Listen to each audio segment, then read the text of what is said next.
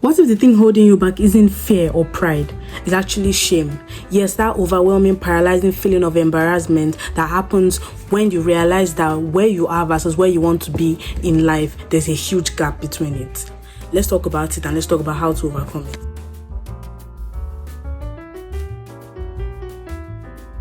Hi guys, welcome back to my channel, and if you are new here, we talk about self-improvement, productivity, breaking barriers and growth mindset. Today's video is part 3 of the Why Can't I Get Started series. In part 1, we talked about imposter syndrome and how it stops you from getting started towards achieving your dreams. Part 2, we talked about pride. If you've not watched any of these videos, you can go watch them now. And now today we're going to be talking about shame and how it stops you from getting started. If you've been afraid to start something because you are afraid of people watching you or worse, even judging you, then this episode is for you. So what is shame in this context? Shame isn't just a feeling, it's a weight that holds you back. It's that little voice in your head that's telling you, what will people think if they see me doing this particular thing? Like, you are so embarrassed of what people will think and what people will feel or what people will say or how people will judge you when you start a particular thing that you want to start, or when you finally make the move to changing your life. I get it, I've been there. And in fact, the inspiration for this video was because a few years back I wrote this thing in my journal, and what I wrote was, I guess what I'm trying to cut out of my life is the shame in evolving, knowing others are watching.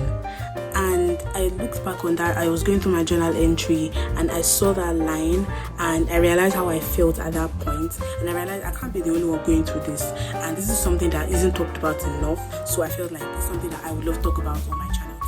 Shame is closely tied to pride and overthinking. It's the painful realization that you are not where you thought you are, and you are afraid of the fact that all eyes are on you now that you finally started making moves to make your life better and to improve your life.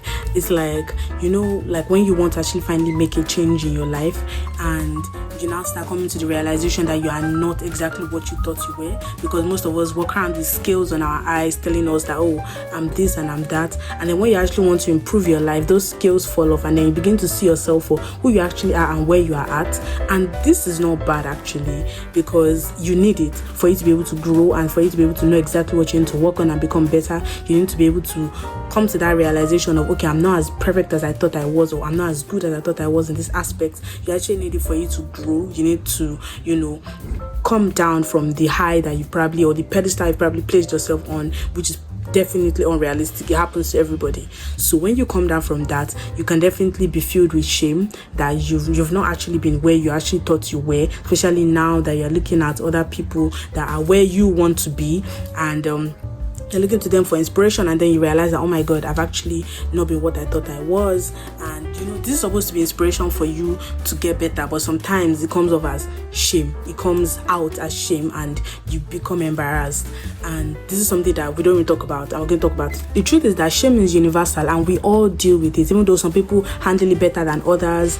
Some people go through it no matter how they feel. Like they feel the shame but they still keep pushing. But other people, it cripples them and it stunts their growth. So let's talk about it. Even if you are on any end of this, maybe you are doing well with it or you are not doing well with the shame that you're feeling, let's talk about how to overcome it and practical steps to take if you're feeling shame. Why shame can be so crippling. So shame is, like I've said, is that feeling of fear and embarrassment, embarrassment at the idea of evolving in front of others. Is when overthinking makes you feel like the fact that you are evolving in front of other people is something to be afraid of, or is something to be embarrassed about, instead of something to celebrate. Because let me tell you something, growing in front of others, taking the step to evolve and become better is not something to be ashamed of. It's actually something to celebrate, because not many people take that bold and courageous step. That's why I see a lot of people stuck in the same place that I met them 20 years ago, because they are so afraid of stepping out of their comfort zone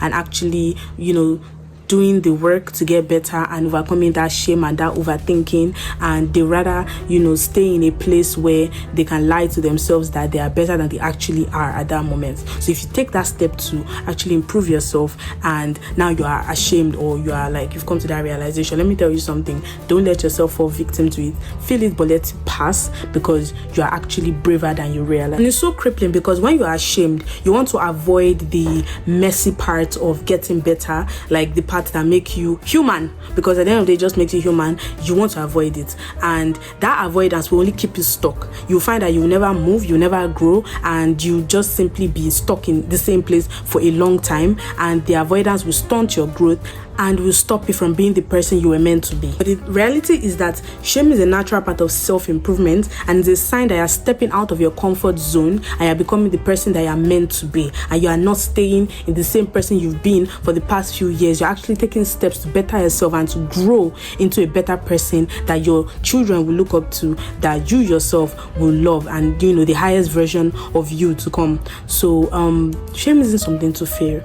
Shame is very normal. It's part of self-improvement process, and these messy scary parts are not talked about a lot. When it comes to self-improvement, everybody thinks self-improvement is go go go and I want to better my life and yay, but they don't talk about the dark part, and these dark parts they exist and they can really pull you back, and it's why a lot of people don't take the step to change their life eventually, because they are stuck in the fear of going through this dark parts of self-improvement. But these parts are very important, and they are what actually eventually make you the person that you are meant to be, and they build your character, build you into the person that is strong enough to handle the success they truly desire. So let's talk about how to overcome shame. If you know me, you know that I will never tell you about something that you're going through without telling you exactly how to overcome it. So I have 5 key steps for you today on overcoming shame, and let's talk about it. If you follow these steps to the T, trust me, in no time you'll be moving past shame. I'm not saying that it's not going to pop up here and there, but you're going to be well equipped to deal with shame better. Number 1, keep your journey private.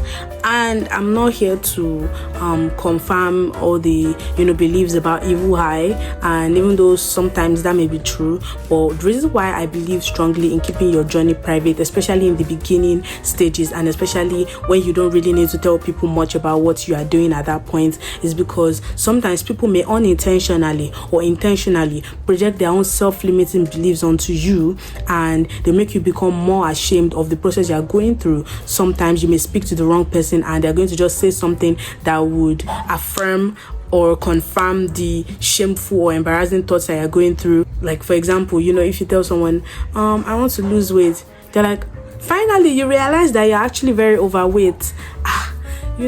All this time I didn't know that you didn't know that you're actually fat, but thank God you're finally taking the step to lose this weight.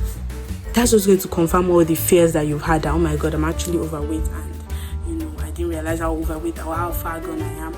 But you were already ready to take the step, and then now you told somebody, and that person just made you feel even much more embarrassed, and now you, as a natural human defense mechanism, you want to slither back into your shell and just hide away from the reality of this imperfection that you're striving to correct. That's why it's very important that you watch who you tell about your self-improvement journey. Because when I wanted to start my self-improvement journey, I told no one except, for a long time I told no one, actually nobody at all. I just started it. And then after a while, I found 1 or 2 friends who were actually interested in self-improvement and understood why I wanted to do this journey and what the journey was all about. And that was why it was very easy for me to tell these people about, the journey I'm on and, what I was doing, because they were also on that journey and they understood me. They didn't say things that would pull me back or drag me into a dark space of fear and embarrassment and overthinking. They pushed me forward. And after a while I started telling my family and people I trust, and even till now I don't speak much about my self-improvement journey until I started this channel. And for example, when I wanted to lose weight, I told no one. I went to that journey myself. I didn't allow anybody's opinions or snide comments that may push me back and make me feel embarrassed at how overweight I'd been all those years without knowing or without realizing. I didn't tell anybody. I did it by myself, except my family who were in the house with me. Nobody else knew about it, and even them I didn't really speak about it so much. I just did my thing and make sure I worked towards my goal day in, day out, so I finally achieved what I wanted. So that's why I truly believe in keeping your journey private until it's time for until you feel secure enough or you feel strong enough to talk about it, and until you finally start seeing results, and until you've overcome all these mental hurdles that could draw you back if you begin to share your goals or your plans to people who do not understand you and people who are struggling with their own self-doubt. Because a lot of people are struggling with their own self-doubt, and if you're not careful, they'll project these self-limiting beliefs onto you too, and before you know it, you begin to internalize what you're not supposed to internalize, and that will stunt your own growth. Number 2, and this always comes up, in fact, if you're on my channel now, you know how big I am on this, and that's to read books that inspire growth. I need you to read more books on self-improvement, on confidence, on productivity, and see people actually going through what you've gone through, and listen to their tips on starting from the ground zero stage, and pushing past all these self-doubts and overthinking and all the shame that comes with this. Reading books, oh my god, it will really help you, because then you realize that you're not alone in this journey and people are going through it too, and to give you insight and build your confidence in this journey that you're on. And if you have practical steps to follow, you'll feel less in the dark or less confused. And then watch videos like this, of course, consume information, watch videos like this, listen to podcasts. And